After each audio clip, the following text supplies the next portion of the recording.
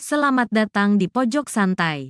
Sebelum Anda mendengarkan audiobook ini, kami menginformasikan bahwa channel ini adalah review audio dari buku yang ada di Indonesia. Untuk membaca keseluruhan buku ini, kami menyarankan membeli buku aslinya di toko buku kesayangan Anda, baik offline maupun online. Keberadaan channel ini dimaksudkan untuk membantu Anda mendapatkan pengetahuan dari buku-buku kesayangan Anda. Jangan lupa untuk subscribe, like, dan komen.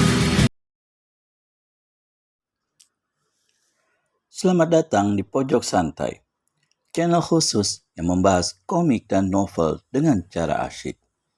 Adu tenaga dalam antara Wiro Sableng alias pendekar Kapak Maut Naga Geni 212 dan Dewi Siluman terjadi. Siapa lebih unggul? Yuk cari tahu jawabannya di video berikut ini.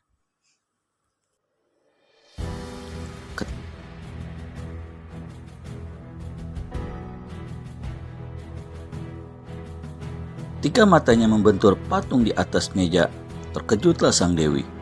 Patung perempuan menjunjung kendi memang berdiri di atas meja, tapi dengan kaki ke atas dan kepala serta kendi di sebelah bawah. Dewi Siluman putar kepalanya kembali pada Wiro Sableng. Sedikit pun ia tidak melihat pemuda itu gerakan tangannya. Tapi bagaimana patung itu bisa terbalik demikian? Tiba-tiba sang dewi keluarkan tertawanya yang merdu. Hahaha. Wah, tenaga dalammu boleh juga orang muda. Ilmumu cukup tinggi. Aku ada usul bagus untukmu. Dewi Siluman melangkah ke tempat tidur. Dalam pakaian yang tipis itu, Wiro dapat melihat jelas sekali sekujur tubuh Dewi Siluman. Sang dewi kemudian duduk di tepi tempat tidur. Aku yakin kau akan menyetujui usulku ini, tapi harap kau terangkan namamu lebih dulu. Apa namaku itu perlu betul bagimu? Tanya Wiro. Iya, tentu. Jawab Dewi Siluman seraya matanya memandang penuh gairah ke paras Wiro. Di mulutnya bermain seulas senyum, dan dia menambahkan, seorang gagah dan berilmu sepertimu ini mesti diketahui dulu siapa namanya. Wiro tersenyum. Manusia dilahirkan tidak bernama, katanya.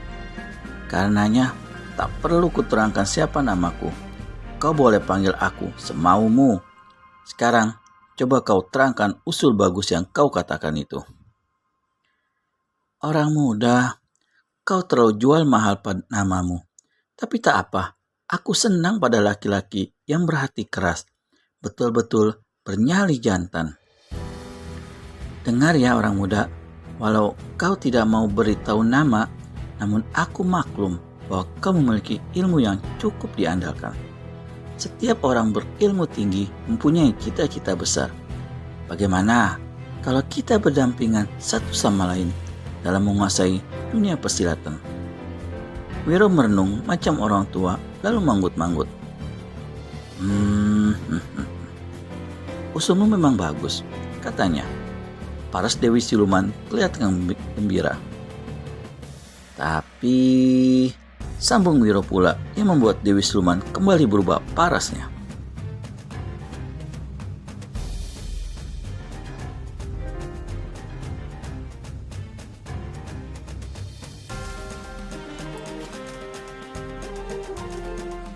Aku datang ke sini bukan untuk menerima segala macam usul atau membuat segala macam perjanjian.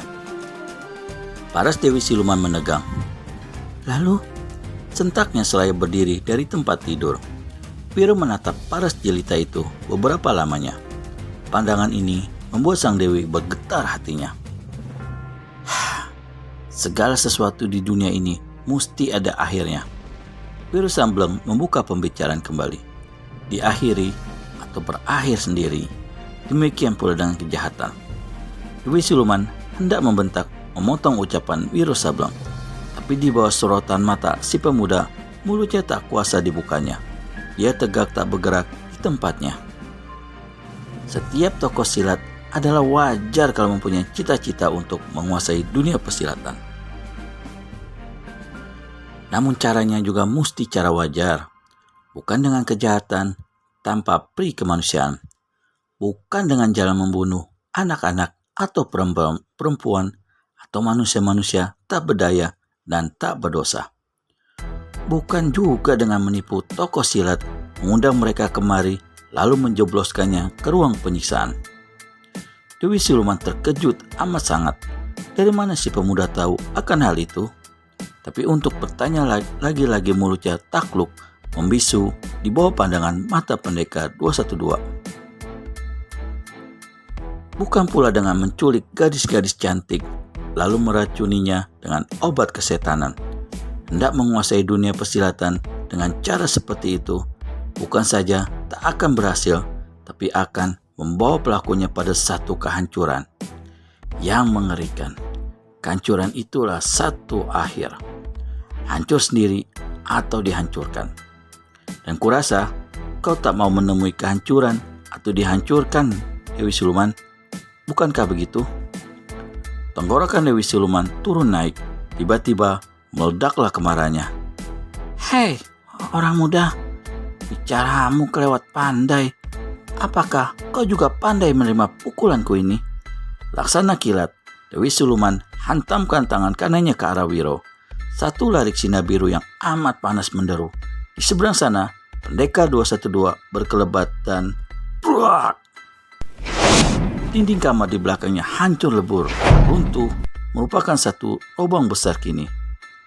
Wah, kau menghancurkan dirimu sendiri, Dewi Siluman, desis Wiro Sableng disertai lontaran tersenyum.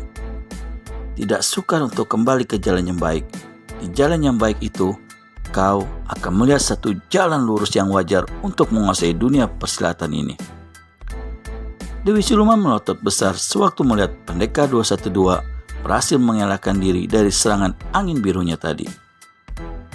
Orang muda, pintu masih terbuka bagimu untuk menguasai dunia persilatan ini bersamaku menurut caraku. Aduh, menyesal sekali Dewi. Kau yang akan menyesal jika kau menolaknya, tukas Dewi Siluman. Bagaimana selanjutnya perdebatan yang berujung sepertinya pertarungan dahsyat antara Wiro Sableng alias pendekar kapak maut naga geni 212 dengan Dewi Siluman? Temukan keseruannya di video selanjutnya hanya di channel Pojok Santai. Segera subscribe dan tekan tombol lonceng untuk mendapat notifikasi video terbaru dari kami. Terima kasih dan sampai bertemu kembali.